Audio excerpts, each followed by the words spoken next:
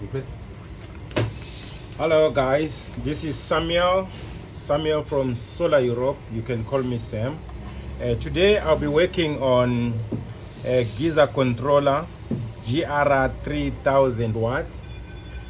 We got a situation where these Geyser controllers, they fail in a way that the screen doesn't turn on, and when the screen is not turning on, mostly the microcontroller is blown. So I've got two Geyser controllers here. The other one is working perfectly. It's a brand new one, it has never been used, and the other one, the screen is not turning on. So I will show you all these Geyser controllers. This one that you see here, and the serial number is there, 00160 is the one that is not working. I'm going to plug in the PV. You will see that the screen is not turning on. Here I go, I'm plugging in the PV. I hope the PV it's clear that the PV is being plugged in there. As we can all see, the PV is plugged in and the screen is not turning on, but sometimes it takes a little bit of time for the screen to turn on. There's a delay time, so we are gonna give it some time. Maybe it might turn on. We're giving it some time now. According to the time that we have given it, I see it's not turning on. Everyone can see the screen is not turning on. I'm gonna unplug the PV wires. This thing is dead. PV is not turning on. Then I bring in the working one. This is a brand new one. As you can see, it's never been used, never been touched. As you can see, all the wire and the cabling is perfect. I put it here. I hope it's visible. Okay, yeah. My colleague is reminding me here, Nathan, about the serial number. This is the serial number for the new one. Okay, I'm working with Nathan here. You'll be lucky if you see him. Even myself, I don't think I'll appear on this camera. You only see these Geyser controllers. Now we're plugging in the PV wires. Boom! The PV wires are in. Let's wait for it to turn the screen. I see a little bit of light there. You see, the screen is on now. The screen is turned on and it's on normal. It is on normal. So we are gonna take parts from this one and transfer them to that other main board. So we're gonna start opening that main board and measure whatever is broken there and move it to this side. Thank you very much. You will realize, gentlemen, that on this video there is the microchip that we're gonna change. But before we change the microchip, you will realize that, can you point on that broken thing? You realize that this transistor is totally blown. Look, it's blown, just cracked. All the other, it's not a transistor, I'm sorry, it's a diode. That's D1. Yes, there's D9 there and D24. All these diodes are blown. There are also those diodes on the other side of the capacitor there. They are also blown. And this is our microchip. I hope it is quite visible. You can all see it. Here is the microchip. Okay, so we're gonna change the diodes first. After changing the diodes, we're gonna change all the other parts that are bent and try before changing the microchip. The microchip will be the last thing we change. We first change the diodes and then see if it's gonna turn on. Okay, now we are moving on with our repairs. This is our second stage. We have measured all the other components that have been broken. All these components have been blown. We have changed them. We've also changed these other diodes. 1, 2, 3, 4, 5, 6, 7 diodes were blown, but we still have a short on this diode. These two legs, when we measure, we have a short, indicating that the short is emanating from this microcontroller. So we are going to remove this microcontroller. I've got this spring-loaded spring wire for SMD removal. This is what I'm gonna use to remove this microcontroller. I'm gonna put it in there. goes underneath the microcontroller, and then it comes this side. There it goes. Right, our microcontroller is held, and then we're gonna use this paste, flux paste, halogen free. We just put a little bit of it on top there to make our process faster. And then we're gonna turn on our hot air. Yes, our hot air is on now. Then we're gonna remove the chip.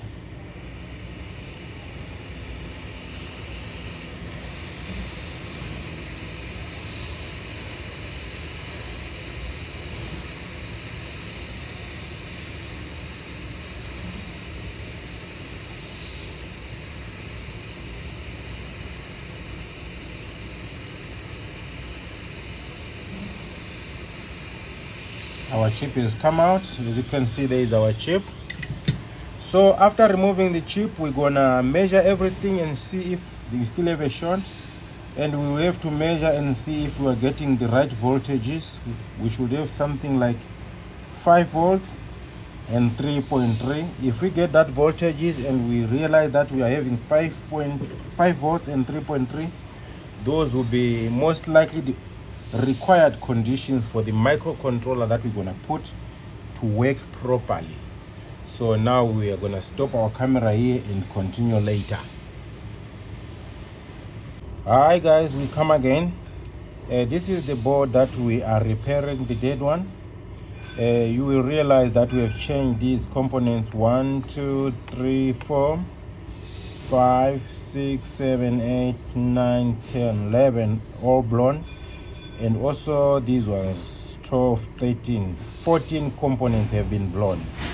This is hell of a job. It's not something to play about.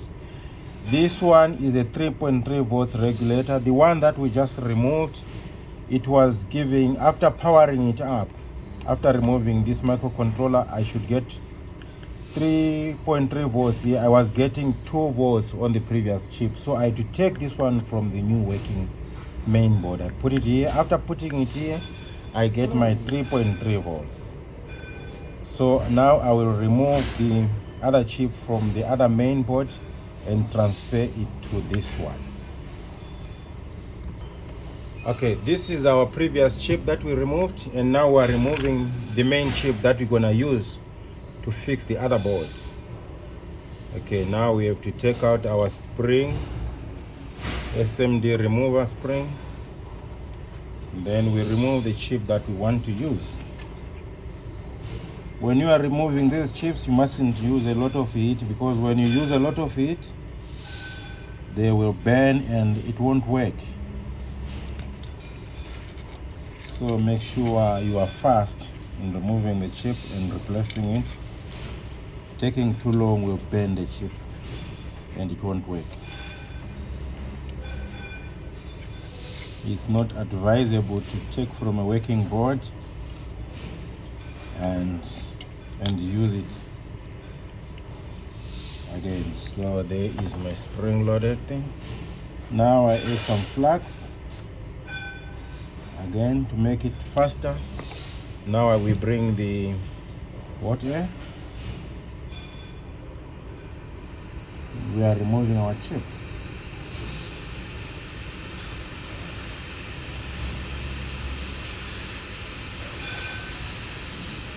Make sure you bend around the sides.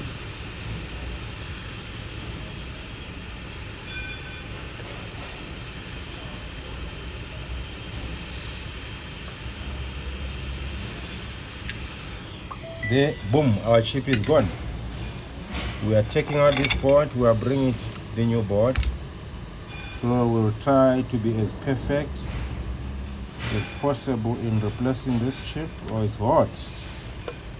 It's very hot, but anyway, no problem. We drop it there. We need a tweezer. I can't find one. There is my tweezer. Tweezer coming to the rescue. Yes, there we go. We drop it there. You must make sure you align it properly.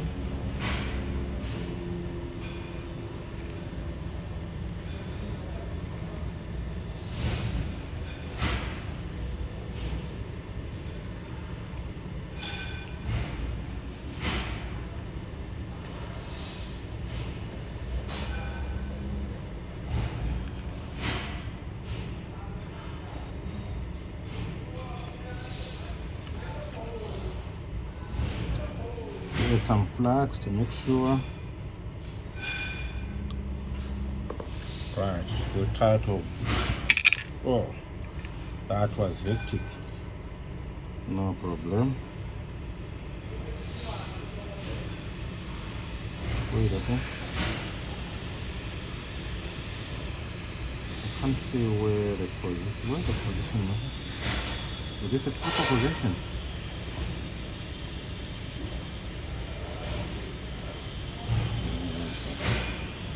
This is the sound. Turn it around.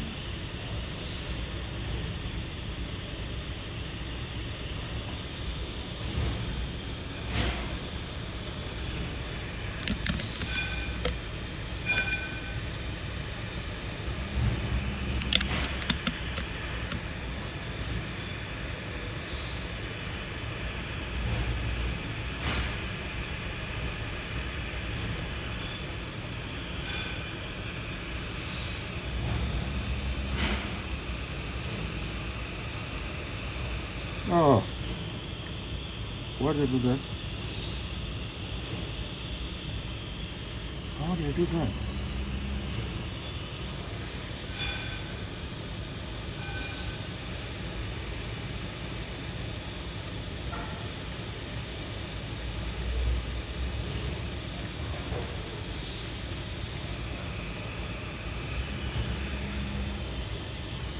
Don't worry. It will work.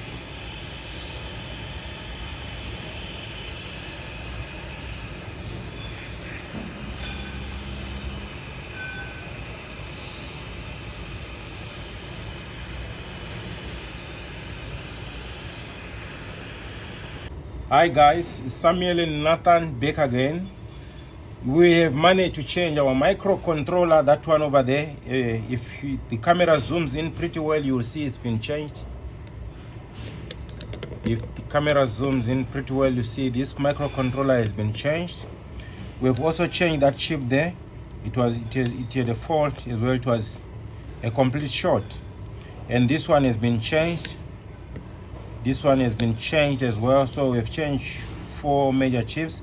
And all these diodes, you will see the solder flags is dark on them to show that we have changed them. So now everything has been changed. We are going to test. As you see now, we want you to see that we are still on the same board, because we realize that if we put it inside the casing, you won't see that is the same board, that we changed these components. Now I'm going to put my AC. I'm going to plug in my AC. This, guys, is not advisable. You can only do it if you are a professional, or you can do it at your own risk. I put my live wire there. Okay, and then my neutral wire is in there. There we go. If we did a good job, there the screen is showing by the side there. I'm happy. I think I did a perfect job. I hope the screen is gonna turn on. Remember, it's got a delay time for turning on. That's why when we were testing it before, there, boom. You see, the screen is back now. As we can see that the screen is on with whatever readings that are there. Are those readings clear for them to see? Yeah, we got clear readings. Now the next thing we are gonna test is to see if our PV as well can also record. If we're I'm plugging in wires for the PV. These are my wires for the PV. This we are just doing for interest sake, but we can all agree that I have one major battery to show that the microcontroller wasn't working, which has been the battery that my boss wanted me to win, or to prove that my theories of detecting that the microcontroller is not well, that one has won. I've won with flying colors. Now I've put in the PV wires. You see, my PV is working as well. We thank you guys for watching this video. We're gonna assemble the unit. Meet you next time when we make another video.